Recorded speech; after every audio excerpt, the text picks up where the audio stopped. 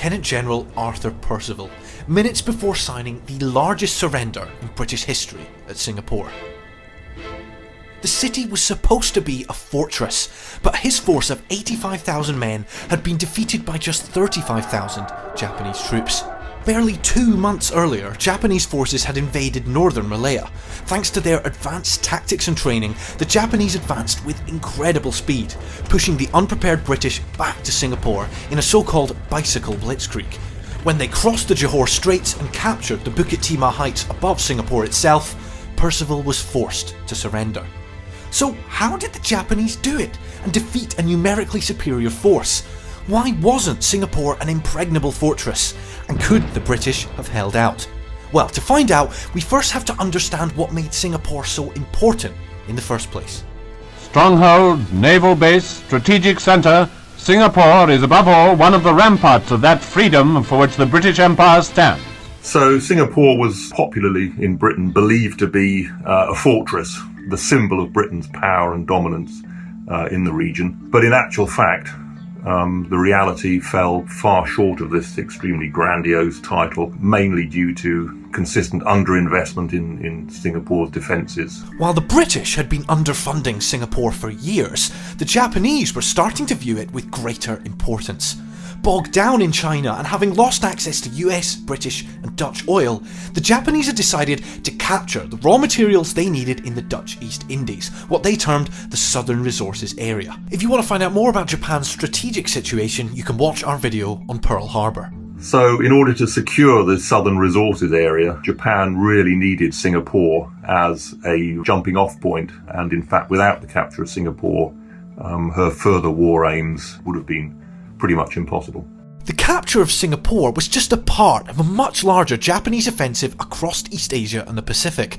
As Japanese aircraft carriers hit Pearl Harbor, land forces would simultaneously begin the capture of Thailand, Hong Kong, the Philippines, Guam, Wake Island and of course, British Malaya.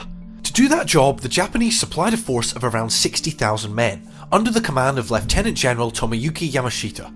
Yamashita had actually been offered 4 divisions for the job, but he decided that 3 would be more than enough. Facing them were some 88,000 British and Commonwealth troops, including Australian, Indian and Malay soldiers, under the command of Lieutenant General Arthur Percival. He had been protesting about the lack of investment in Singapore for years, but British planners believed his force was strong enough to defend against any attack. 88,000 troops, at least on paper, sounds like a very formidable force, but in reality they hadn't had very much fighting experience previously. They certainly hadn't had any experience of jungle warfare. The Japanese, in fact, more than made up for what they lacked in relative manpower in other respects. They had over 200 tanks compared to a paltry 23 on the British and Commonwealth side. That Japanese superiority continued in the air. They put up over 600 aircraft, many of them state-of-the-art fighters and bombers. In complete contrast, the British had just 158, including aircraft considered unfit for service in Europe, like the Vickers Wildebeest and the Brewster Buffalo, both of which were essentially obsolete. The British did have a few things in their favour. One of those was Force Z, made up of the brand new battleship HMS Prince of Wales and the battlecruiser HMS Repulse. They were supposed to be joined by an aircraft carrier, HMS Indomitable, but she had run aground near Jamaica and never made it to Malaya. Force Z was there to act as a deterrent for any attack, but it could be used to disrupt Japanese amphibious operations if they took place. On land though, the British had few fixed defences. Instead, planners believed that their greatest weapon was the Malayan jungle. In that vast green wilderness, a campaign may be fought. This is no country for blitzkrieg. A new fighting science must be devised for jungle warfare. The British relied on the perception that the Japanese would somehow come to grief in the jungle due to their lack of experience in jungle warfare, evidently forgetting that their own experience of it was really no much better. So these mistakes were informed also by a widespread racist stereotyping of the Japanese as being both physically and mentally inferior, and that these Japanese would be easily repulsed by superior British or British-led forces. When the Japanese invaded on December 8, 1941, those conceptions quickly fell apart. Launching from bases in French Indochina, the Japanese landed at Kota Baru in Malaya and Patani and Songkhla in Thailand. Percival favoured a defence-in-depth approach, spreading his troops across the whole peninsula. But this meant that the Japanese actually outnumbered the British at the landing grounds. They were able to quickly concentrate their forces and isolate individual British units, which were then destroyed. The early stages of the Japanese invasion were accompanied by systematic Japanese attacks on RAF airfields in Northern Malaya, which reduced the number of serviceable RAF aircraft there from 110 down to just 50 in a very short space of time. In addition to that, Japanese bombers also attacked Singapore itself very early on the 8th of December. This was a completely unexpected event which severely shook military and civilian morale in the city. But the British still had their trump card, Force Z, which was dispatched to destroy further Japanese invasion convoys in the South China Sea. However, on return from their raid, Force Z was spotted by Japanese submarines and spotter aircraft. Without air support, Force Z came under relentless aerial attack from Japanese bombers and torpedo bombers, and both were sunk on December 10th. Meanwhile on land, the Japanese advance was relentless. Japan now had complete control of the skies and were able to move with incredible speed. They used their bicycle infantry and light tanks to outmaneuver the British at every turn, even through the thickest jungle, forcing retreat after retreat. The outnumbered Japanese in just 55 days advanced over 400 miles, losing only 4,500 men compared to 25,000 British and Commonwealth casualties. So the campaign in Malaya was essentially one long fighting retreat by British and Commonwealth forces down the entire length of the peninsula. Their chief strategist in the Malaya campaign, Colonel Masanobu Tsuji, ascribed what he called the phenomenal speed of the onslaught to the superior equipment and training of the Japanese infantry. In Tsuji's words, even the long-legged Englishman could not escape our troops on bicycles.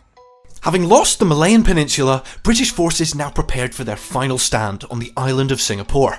On paper, they appeared to have a chance. The newly arrived 18th Division, fresh from the UK, brought Percival's fighting strength up to 70,000 men, in comparison to just 35,000 Japanese troops. But morale among the British was extremely low.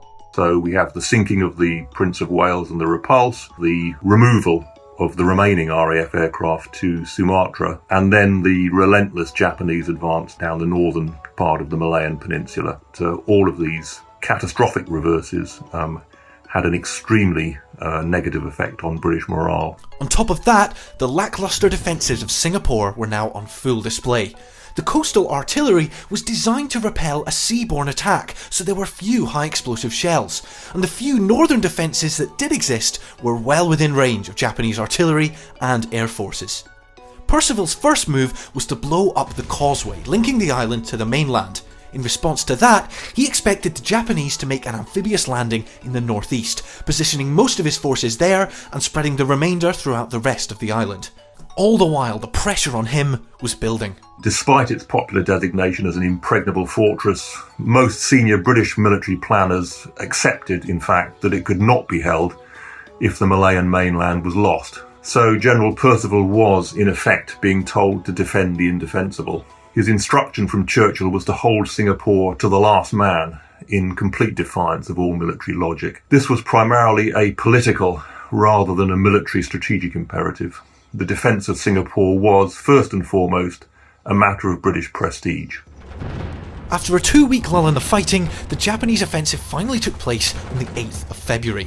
It began with a massive artillery barrage on the northwest portion of the Allied line, held by the 8th Australian Division. This was followed up by an amphibious landing that same night. Once again, despite their overall numerical inferiority, the Japanese were able to concentrate their forces and outnumber the British defenders on the landing grounds, pushing them back. Diversionary attacks in the northeast kept Percival's attention there and allowed the Japanese to establish a beachhead. By the time he realised that that was the main assault, it was too late. His mobile reserve was too small to stop the Japanese advance. By February 12th, he was forced to pull back to his final defensive perimeter around Singapore City. This retreat involved destroying important infrastructure and ceding control of the Bukit Timah heights, the location of the British supply depot and the city's water supply.